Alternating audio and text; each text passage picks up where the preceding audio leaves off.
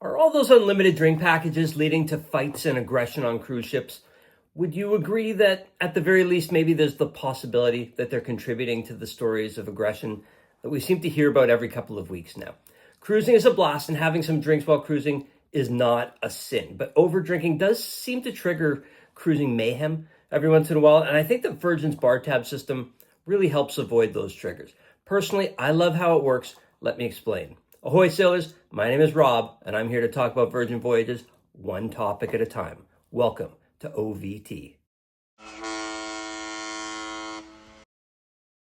In my opinion, the main issue with drink packages is the desire to get your money's worth.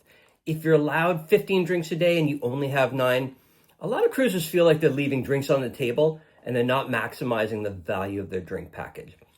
So sometimes they keep consuming beyond what they really wanted, sometimes well beyond. I actually think it's worse to set drink limits because without them, at least there's no threshold for you to aim for.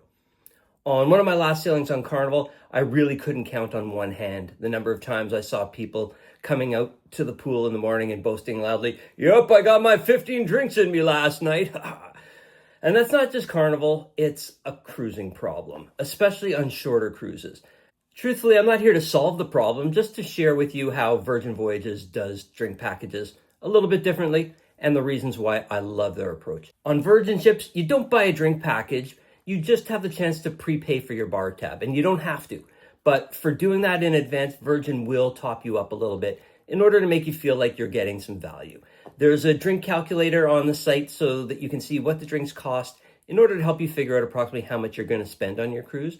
And if you normally start your day with a latte, then you have a frozen cocktail by the pool, maybe a beer in the afternoon and a couple of glasses of wine in the evening, you can figure out exactly how much that will cost. So let's say that works out to $45 and you're on a 7-day sailing. Well, you can guesstimate that your bar bill is going to come to around $315. Well, if you buy the $300 bar tab, Virgin will add another $50, and you'll likely be covered for all of your drinks. They have 5 different levels of top-ups, or as Virgin calls them, drink credits, depending on how much you're prepaying. They range from $25 on a $200 bar tab, all the way up to $250 on a $1,000 bar tab. I'll do the math for you so you don't have to. The range is from 12.5% on up to 25%.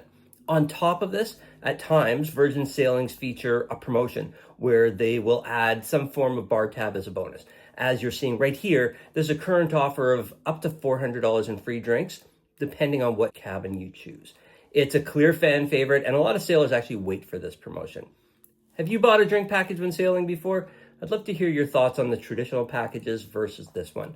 Leave a comment below. And while we're paused, please take a second to click on the like button. And if you're enjoying my videos, also hit the subscribe button so that you won't miss any of my future episodes. Thank you in advance. So what are some of the other advantages? Well, specialty coffee is one that's important to me. We start each morning with lattes, so it's nice to be able to put those on your tab. We'll be sailing to Alaska in a couple of months, and I learned that the drinks at Starbucks on Norwegian aren't covered with their More at Sea drink package. Boo. Maybe the biggest advantage is cost. You don't need to invest $80 a day in order to get back some value. We love to have a handful of drinks a day, but we're never going to smash 15 drinks a day or more every single day of our cruise. So for us, we feel like we get some value, even if it's just 15% or 20% as a top-up. Another advantage, and a huge one in my opinion, is that you don't need to get a bar tab for every adult in the room. The way that other cruise lines ensure that you don't cheat on their drink packages is by making every adult in the room get one, or you can't get the drink package. And I understand why they do that. With Virgin, not only do you not need to buy a bar tab for everyone in the cabin, but they also actually encourage you to share. Right in their website, they invite you to get around, or 2 or 10 for your friends. The last time we sailed, Tracy and I got 1 bar tab for the 2 of us.